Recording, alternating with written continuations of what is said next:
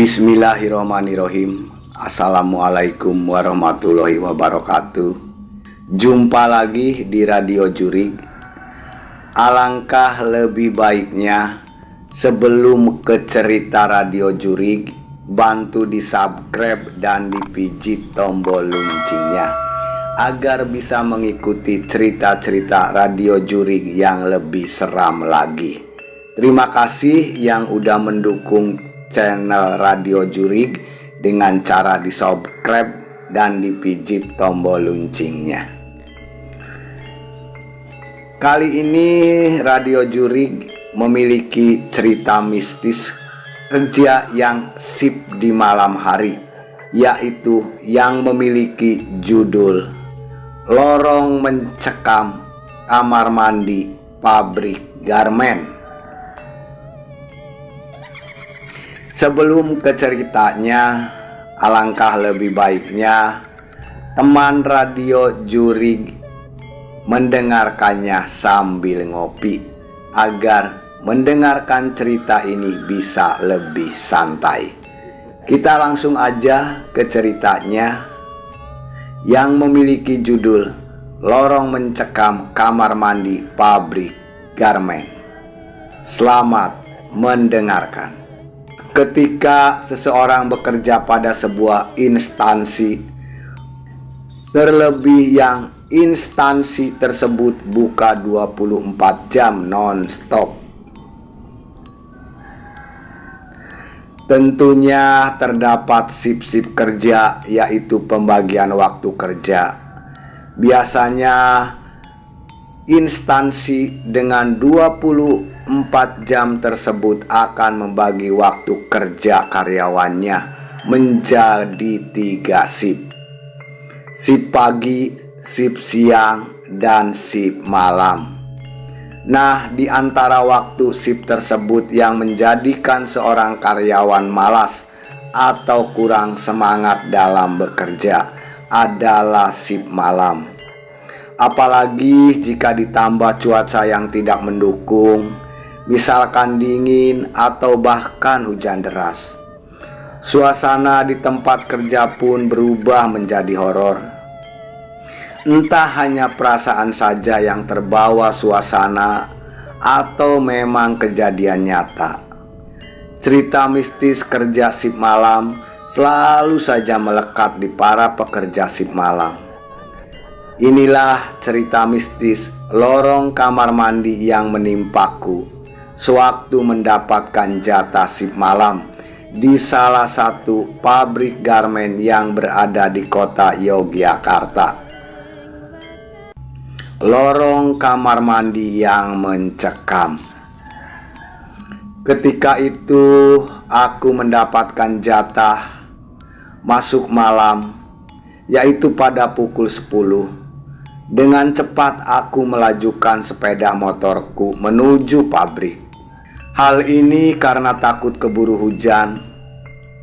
Pasalnya cuaca malam itu sangat gelap, dingin, dan langit mendung. Baru saja 10 menit aku masuk kerja, tiba-tiba terdengar suara hujan. Nah, ini yang paling aku tidak suka. Karena biasanya pada saat seperti ini aku akan sering buang air kecil, sehingga harus bolak-balik ke kamar mandi. Untuk ke kamar mandi haruslah melewati teras ruang kerja, kemudian belok kiri dengan lorong sepanjang 4 meter. Nah, justru di lorong yang tidak begitu panjang ini menyimpan berbagai cerita mistis kerja sip malam yang sudah terkenal di antaranya para pekerja di sini. Hal ini dikarenakan sudah sering kali para pekerja sip malam sering diisengi dengan lampu tiba-tiba mati. Tentu saja hal ini akan membuat histeris siapa saja yang melewatinya. Tentu saja hal ini akan membuat histeris siapa saja yang melewatinya pas malam hari. Apalagi jika seorang perempuan seperti aku. Suara seseorang yang sedang mengepel di lorong kamar mandi. Malam itu sekitar jam 12:30 malam. Tiba-tiba keinginan buang air kecil sudah tidak dapat aku tahan. Aku celinguk tengok kanan kiri mencari teman. Sayangnya semua sibuk dengan mesin jahit, kain dan gunting. Akhirnya aku memberanikan diri untuk pergi ke kamar mandi sendiri. Berbagai cerita mistis kerja sip malam di lorong kamar mandi pabrik garmen. Aku pun berusaha tepiskan. Aku berharap cerita kerja sip malam hanyalah dongeng belaka.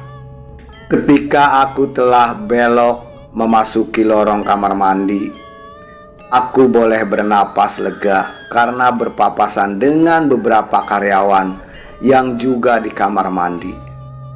Berarti aku tidak sendiri dong. Akhirnya aku sampai kamar mandi dengan aman, tanpa halangan. Namun tiba-tiba terdengar suara serak, serek, serek, serak, seperti orang yang sedang mengepel lantai. Dan tiba-tiba bulu romaku berdiri. Cerita mistis sip malam dari teman-temanku pun menggema di telingaku. Di antara mereka ada yang pernah bertemu seorang perempuan dengan rambut panjang sedang mengepel lantai lorong kamar mandi. Namun ketika temanku mengedipkan mata, perempuan tersebut menghilang. Aku benar-benar ketakutan, namun penasaran mengalahkan rasa takutku. Kubuka pintu kamar mandi dan tak ada orang yang mengepel. Lampu juga masih menyala terang benderang. Namun baru saja aku akan melangkahkan kaki, tiba-tiba saja lampu padam, dan remang-remang aku melihat ada seorang perempuan berambut panjang yang membawa kain pel dan ember hendak mendekatiku.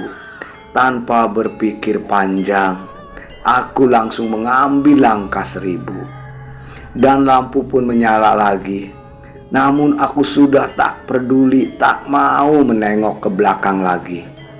Cerita mistis kerja sip malam di pabrik garmen itu ternyata aku juga mengalaminya.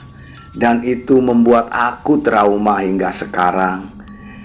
Aku memilih keluar kerja dari pabrik tersebut karena aku paling takut dengan yang namanya hantu. Apalagi kalau aku pas kebagian kerja sip malam. Aku sangat malas bekerja. Bukannya karena aku malas bekerja, tapi karena aku tahu sendiri dan aku melihat sendiri dengan jelas bahwa memang di lorong kamar mandi pabrik garmen tersebut banyak hantunya. Sehingga aku memilih keluar dari pabrik tersebut. Itulah cerita mistis kerja sip malam yang memiliki judul Lorong Kamar Mandi yang sangat mencekam. Semoga cerita ini bisa menghibur teman Radio Jurig semuanya. Dan buat yang pernah mengalami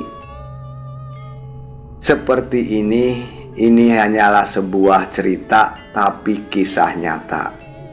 Mudah-mudahan cerita ini bisa menjadi pelajaran yang bermanfaat buat teman Radio Jurig semuanya.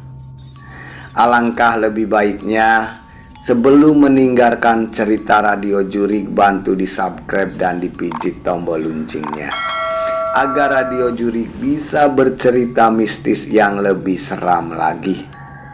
Terima kasih yang udah mendukung Radio Jurig dan udah mensubscribe, memijit tombol loncengnya. Terima kasih. Semoga teman Radio Jurig semuanya sehat selalu, banyak rezeki, dan selalu ada dalam lindungan Tuhan Yang Maha Esa. Amin. Ya Robbal Alamin.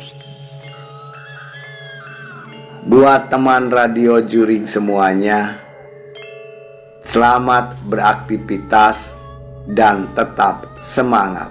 Hantu itu ada.